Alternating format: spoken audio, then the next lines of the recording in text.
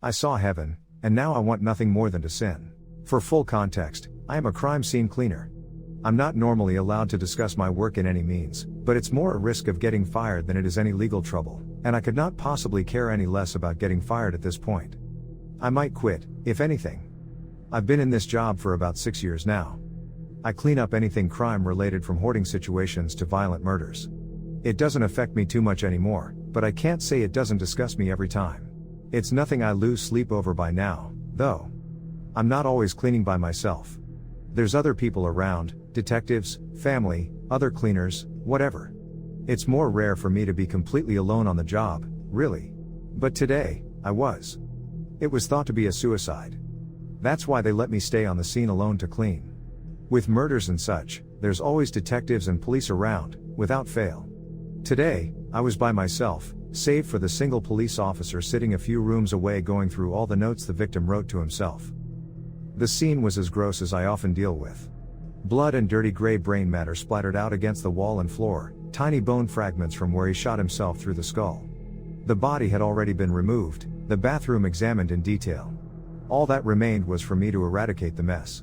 It was eerily quiet that morning, once everyone else had left. For a while I could hear the officer shuffling through papers, occasionally scribbling down some notes of his own. I didn't think much of it when the rustling stopped. He's probably just looking at a long note, or analyzing it in detail. Then I heard a thud, and a door opening. I stopped what I was doing, relentlessly scrubbing down the sink, and listened. It was dead silent now, other than the air conditioning. Hesitant, I stuck my head out of the bathroom and glanced down the hall, calling out to the officer I knew was only a good 10 feet away in the study. "Officer Parks?" There was no reply. I exited the bathroom and took a few steps to the study. The door was open, and as I leaned in, I saw Officer Parks sitting with his head on the desk. His back still rose and fell, telling me he was alive, but the shallow pace said it wasn't by much. Certainly not conscious. I thought about going in and shaking him, or just grabbing his radio and calling for backup, but my hands were under several layers of bloody gloves. So I started taking them off, when I noticed an unnatural smell. I didn't recognize what it was, but it certainly wasn't a normal house scent. It was some kind of gas. Definitely not about to take off my hazmat suit mask to investigate. I instead started to look for a source with the weak lead while still struggling my gloves off. Then I heard the footsteps. I couldn't turn all the way around in time. Cold metal slammed against my skull, and I was out with no second to spare. When I found my consciousness floating to the surface, I wasn't quite sure where I was. The ground my cheek was squished against did not feel like the hardwood floors of that house, or even the carpet in the study. It was soft, gentle, welcoming. I gathered my strength and breath, then lifted my head. In front of me was a wide, sprawling staircase. I couldn't bring myself to look up any further, so I reached up and placed one hand on the bottom step. It was cold. Moving my other hand forward to the second step, I began to pull myself to the top of the stairs. The process was slow, arduous, painful, but there was this undeniable voice in my head begging me to keep going up. Finally, one reach of my left hand seized nothing. I was at even ground.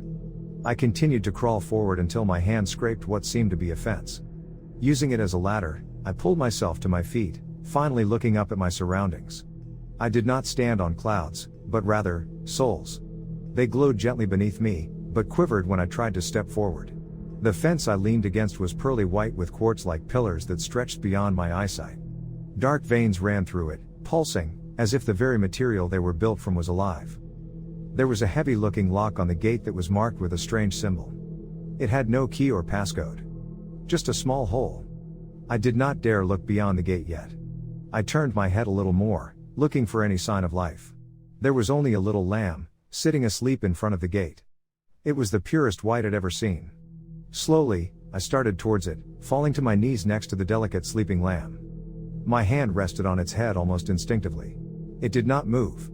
I scratched behind its little ears and it began to stir, much to my relief. It was just a small animal. But any life was comfort at that moment. The lamb opened its eyes and looked at me. My whole body felt like it froze. It had such human eyes. It stared so deeply into me, like it could read my every thought and feeling. It gave a gentle baa and looked beyond the gate. I finally worked up the courage to follow its gaze, and see into the kingdom of God. I cannot truly describe what I saw. It was otherworldly, unlike anything I've ever experienced with my senses before. There are few words I could possibly use to express heaven. Awe-inspiring. Daunting. Devastating. A magnificent desolation. In the truest sense I could ever mean it, completely terrifying. I tore my eyes from the unseemly sight and faced the Lamb again. It still stared at me with its horrible human gaze. I looked dead into the eyes of God and wept. I sobbed, crying terribly like I never had before. My body seized up, practically convulsing, until the tears bore me back into unconsciousness. When I could open my eyes again, all I could see were a pair of shoes. Someone standing in front of me. My vision was blurred, blood dripping into my eyes, but I could just barely make out the person walking away from me holding a metal mallet. He was tall and with slick black hair, and he turned to face me only once before walking out the back door. I suppose my eyes were glazed over enough that he thought I was out. I laid there for a long time. I don't know how long, exactly. My head was brimming with thoughts I had never truly experienced.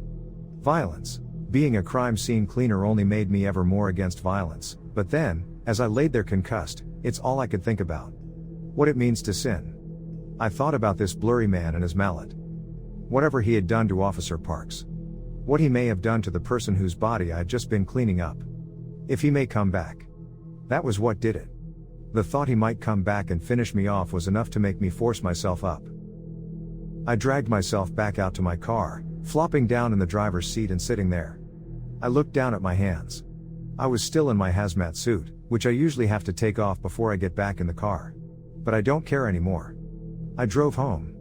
Definitely not my smartest idea, considering the throbbing pain in my head, but I returned to my apartment anyway. To be honest, I'm only writing this out because I've been trying to drive the thoughts away. It hasn't helped. I want absolutely nothing more than to buy my ticket to hell with bloody hands. I should make that man pay for what he made me see. I am going to find him and make him witness what I had too. He will face retribution, and one day, so will I once again.